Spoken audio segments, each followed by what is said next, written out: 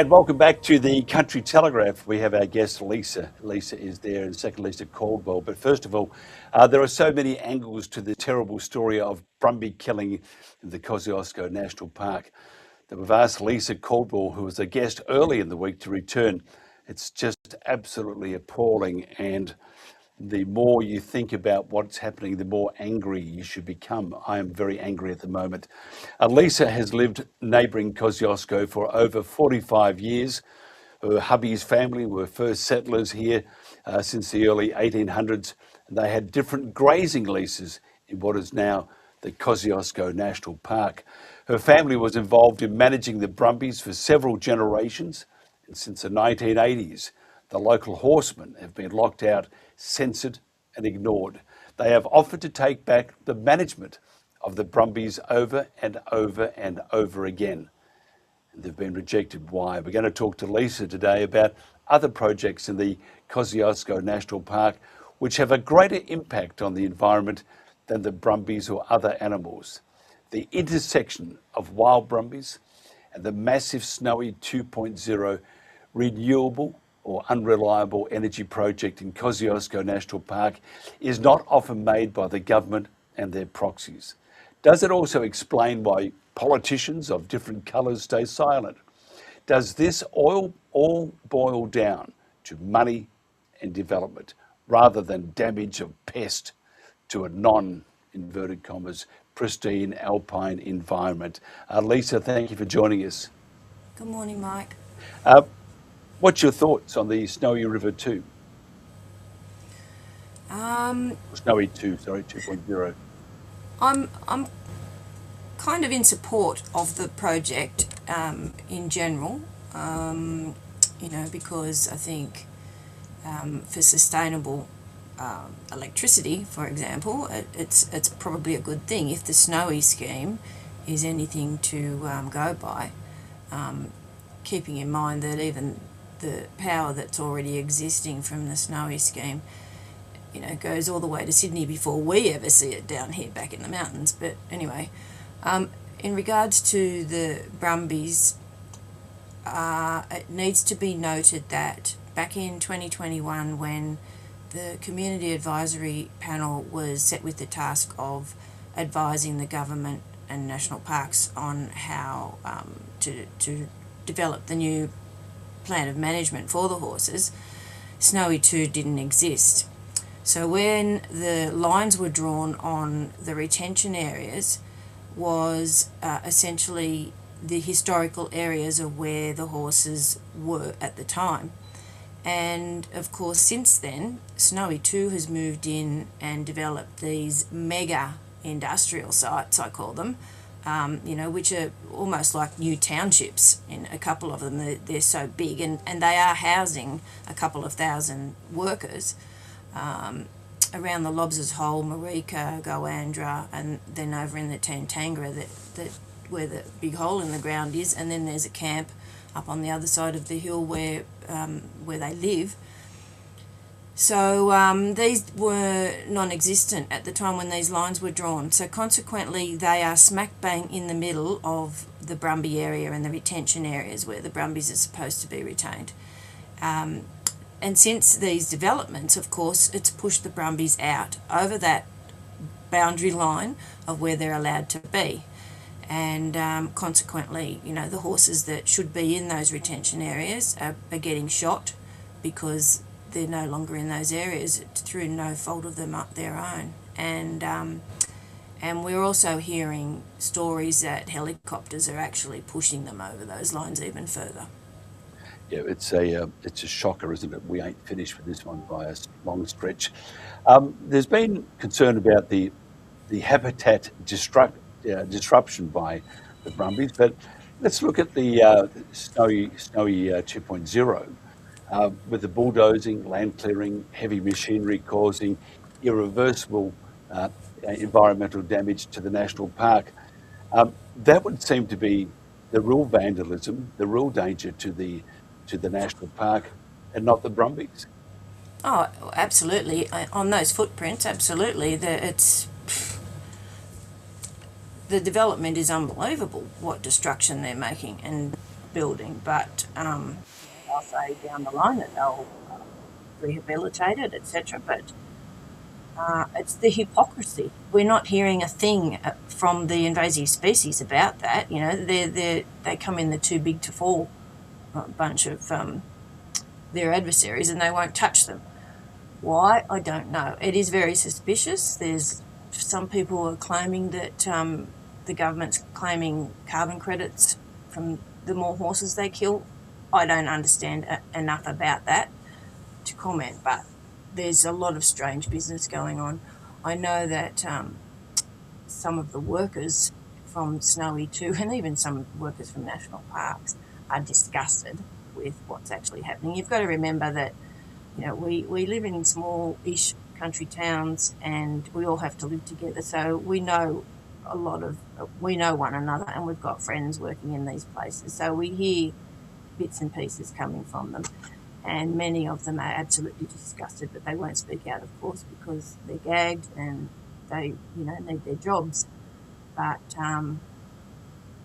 the horses might be wandering in and out of some of the snowy areas, the Snowy 2.0 work sites, I mean, and most of them love them, seeing them, but they probably get a bit annoying because they might be in the way when they're driving trucks through or something like that. But that's about the limit. I can't see that they're causing any damage. They might be putting salt out on the road during winter to stop the ice, so that attracts the horses, of course. And the same on the highways, and then the horses get hit by trucks, which is not very nice. So, you know, we've offered to even help parks fence some of these areas, you know, those safety guardrails that you put around, which they just use cables, for example, that would stop the brumbies even crossing these roads. But, of course, they won't even look at that. And like I said, we've volunteered to do these things for nothing if they just supply the material. I've also, when I was on the community advisory panel, suggested they investigate the virtual fencing that they use in Europe to stop the elk and the deer over there from crossing their highways, the autobahns and that. But they say, yeah, we'll look into it. But, of course, nothing's ever done. Yeah. There is a clear agenda. They want to completely exterminate all the brumbies in the Snowy Mountains, full stop. Why? We don't know. They are a keystone species recognised all over the world except Australia, although there seems to be an agenda of eradicating them in other countries as well. There are. I mean, in the UK, the Dartmoor ponies, in the US, the Mustangs, and it's really interesting how we have such, unless it really, really is one of our pet projects, how we have little regard for history. And in fact, we find many times that governments and organisations want to rewrite history. And once it's rewritten, that's how people think things happen. But really, it's just based on a bloody lie. I just want to read you this. Somebody sent this in to me about the Snowy 2.0, Australia's largest renewable energy project linking two existing dams, the Tantangara and the Talbingo in the Snowy Mountains, via a 27-kilometre, that's 27 k's of deep tunnels. It acts as a massive water battery using excess wind and solar power. So they're going to plant turbines there. They're going to put all these solar panels in this pristine environment that the brumbies are killing, destroying. And they're going to install these facilities, then release it through underground turbines, so it's going to create noise and pollution, to generate rapid on-demand electricity during peak demand. So what we're looking at is this massive industrial development, which is going to destroy the environment. And then we have, on the other hand, well, those terrible brumbies, they're awful. Get rid of them. We don't want the brumbies. I think that you are right. I think they want to limit the brumbies almost down to zero. And if you looked at it cynically, you would say, great for carbon credits. If you want to recoup some of the money invested, great for carbon credits. And you know, all they have to do is look at this over expensive project that probably should never have happened, Snowy 2.0, and that's what they're doing. So that is destroying the planet to save it. It's terrible, isn't it? Yeah, the hypocrisy is outrageous. Mm. I also think that possibly the horses and the aerial culling and the campaign against it and all the media that's starting to happen at least is a distraction away from Snowy 2 and the extraordinary damage and destruction that they are causing. All the wilderness areas that they are bulldozing. They don't think twice about bulldozing through wilderness areas for miles and miles and miles, and yet they deem a horse's footprint is, killing all these invasive species. It's a native species. It's just outrageous. It is, and I have to tell you, this has been one of the hardest weeks that I've had, and I've seen a lot. Being 330, I came out here with Captain Cook. I was here before, but I've seen a lot, and this is it does not make any sense. And I think anyone that has any sort of ticker and love for the environment and bit of decency should be as outraged as you and I are. What can we do about it? I don't know. We're at a loss anymore. We've got to try and convince the other side of politics, I guess, because it is political. There's no doubt about that. There is no science on brumbies. There's lots of desktop reviews and opinion pieces, but there is no empirical and robust studies on brumby impacts in Kosciuszko National Park. Certainly not independent. There might be little bits of noted areas here and there where they've seen brumbies causing impacts, but there is no empirical evidence. And their own scientists admit that, the national parks admit that. So, but it sounds like invasive species is in control, certainly of penny sharp. It does, doesn't it? Someone has written in about the Snowy 2.0. It was Tabitha just written in. Said it's not power generation; it's just this giant battery. And there's no ending to this insanity. Where to now for you? How are you feeling? Because we spoke to you the other day, and you look very, very drained. Yeah, thanks. You look rugged. I am. I'm frustrated more than anything because the people that have any influence are not listening to us, and of course, Penny Sharp just says talk to the hand. I don't want to know.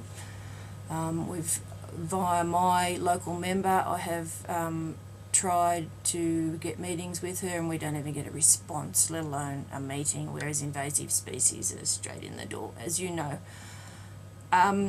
I will continue to keep pushing the coalition to come back and to listen to us like they used to, and Angus Taylor has now given us a little bit of hope there.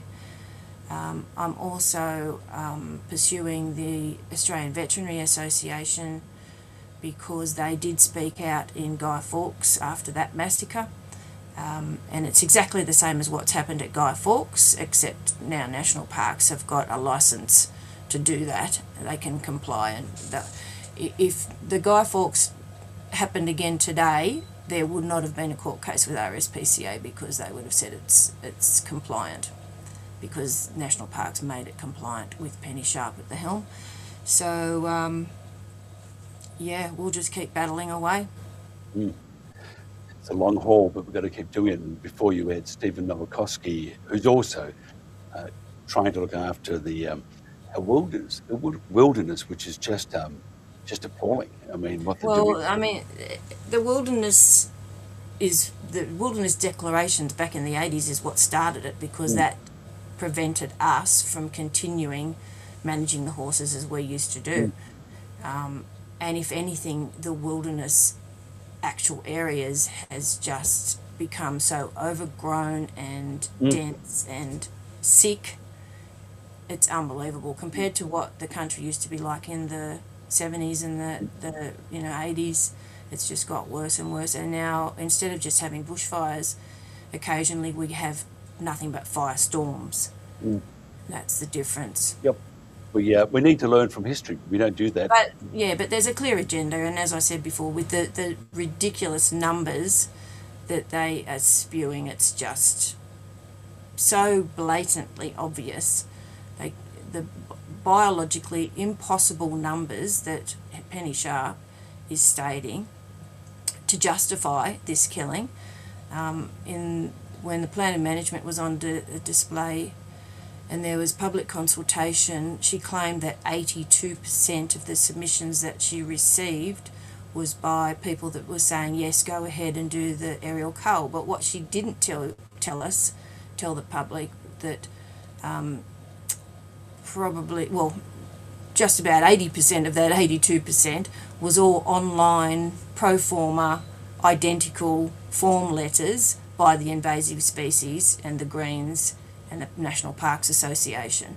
Had we have known that the government would accept those kind of online form letters, we would have done the same, and we would have got probably 10 times more, given that, you see the petitions that we see now. 240,000 is one of them, and we just received 23,000 in a recent e-petition to since the shooting started. So in just in 2 weeks we had 23,000. So had we have known that they were going to accept those, because they haven't accepted them before in previous years, we would have done the same thing. But of course, Invasive Species Council was wised up with that one too. Yeah, I agree. Just a couple of other pointers before we do wind this up. Tourist development in the Snowy Mountains region is shifting towards sustainable year-round recreation, balancing massive infrastructure investments with environmental protection. It seems like they're going to make it into this great big tourist park.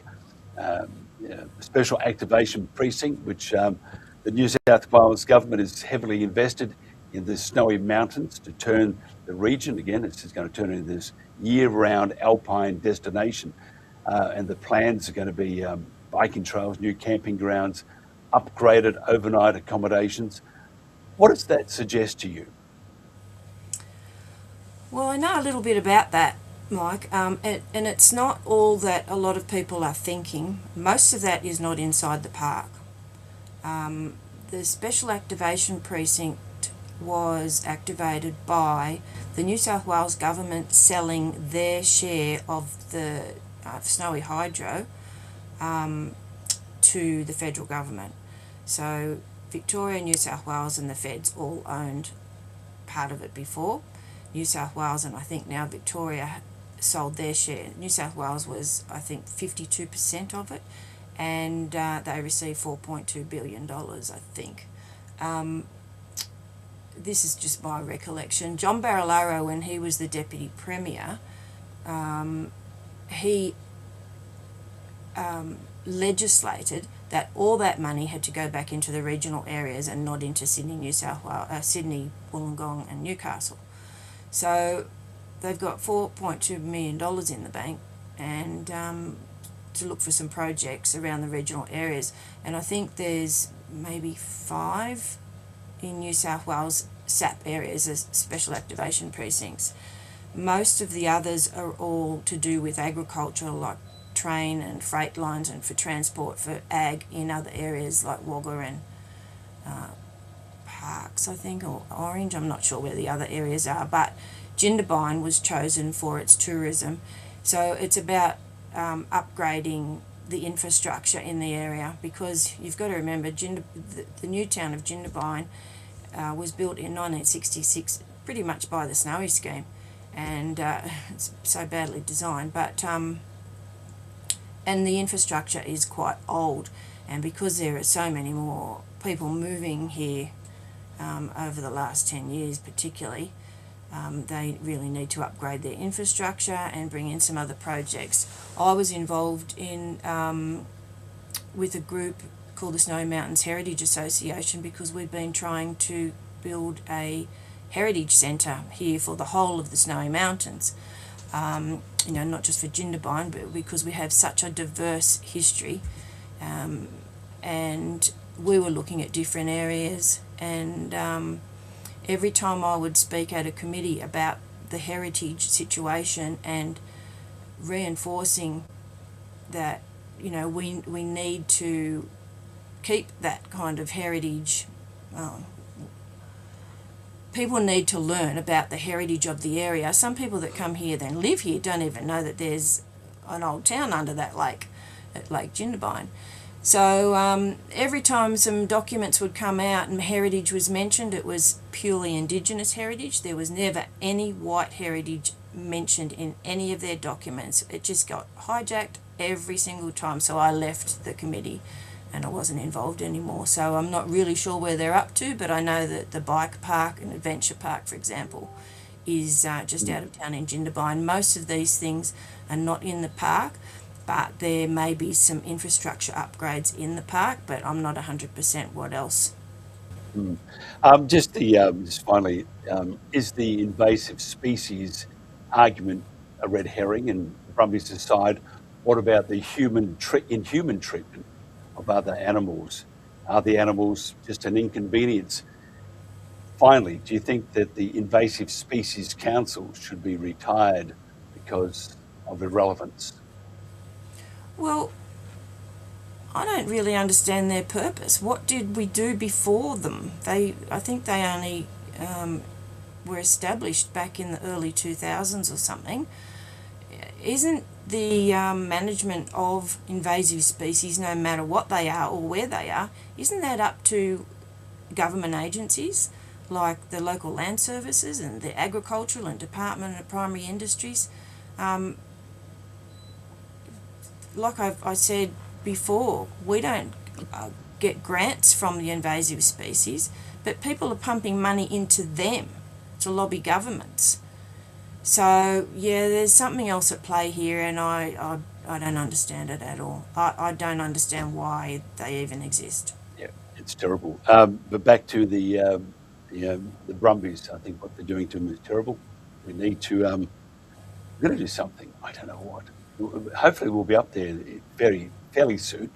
We're going to do a week of broadcasting from there, and you can be our weather girl. Look, Leisa, it's been a real pleasure. If somebody wants to find out more, how would they do that? What would you suggest? Oh, you just go to our website, our Facebook pages. There's the Park Off page. There's the Snowy Mountains Horse Riders Association, Snowy Mountains Bush Users Group, Snowy Brumby Action Group. There's several groups, and we all pretty much work together and share as much information as we can. And my page is Leisa Caldwell as well. But otherwise, people have got to approach their their own local members. They do. Yeah. They do. You need a glass of water and a cup of tea. Or a whiskey. Thank you so much for your time. I have appreciated it very much.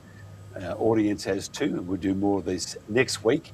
Leisa Caldwell, they're here on the Country Telegraph. I'm going to play this track because I think it's appropriate. If you have a dry eye, listen to the lyrics after the song, then probably go and see a shrink because you need to. It's such an emotive song. One of my favourite pieces of music, and I've been in the music industry for a long time. And this is just brilliant. Tell my fool I kept on running. Tell my mare I heard her cry. Tell the mountain I belonged here. Tell the wind I said goodbye.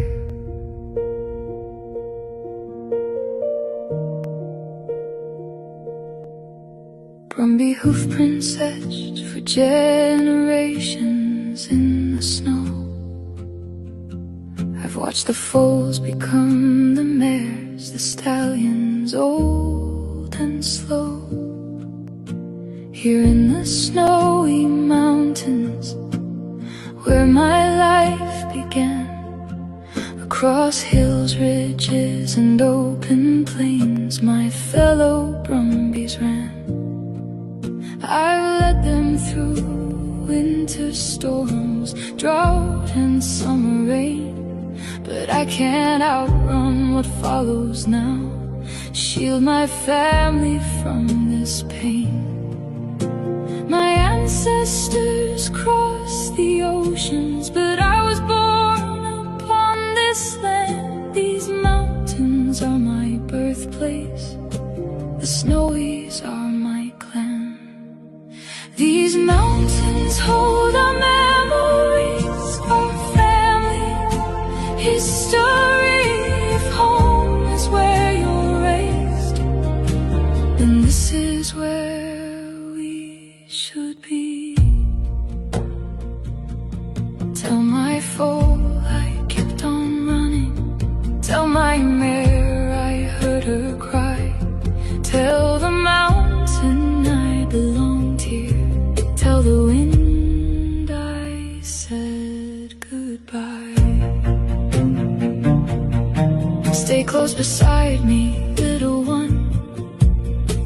The thunder isn't rain, the sky itself is hunting us, and I cannot stop the pain. I gather those I love and turn to face the sound. Though every instinct tells me run, there's nowhere left for us now. These mountains hold our memories, our family history. If home is where you're raised, then this is where we should be.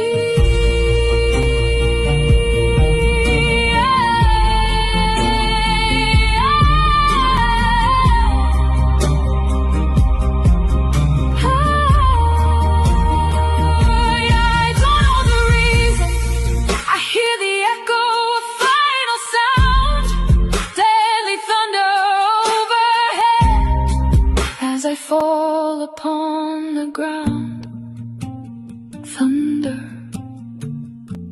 again and again. My heart grows quiet as bullets rain. I thought I had more seasons, more rivers left to roam, more sunrises with my Kosciuszko clan before the mountains called me home. Tell them I was born here, my grandfathers fought their wars.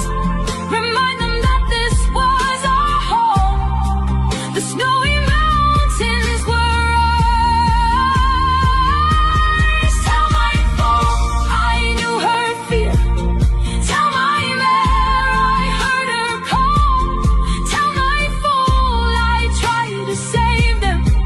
Tell the wind how brumbies fall. Tell my foal I kept on running. Tell my mare I heard her cry. Tell the mountain I belonged here. Tell the wind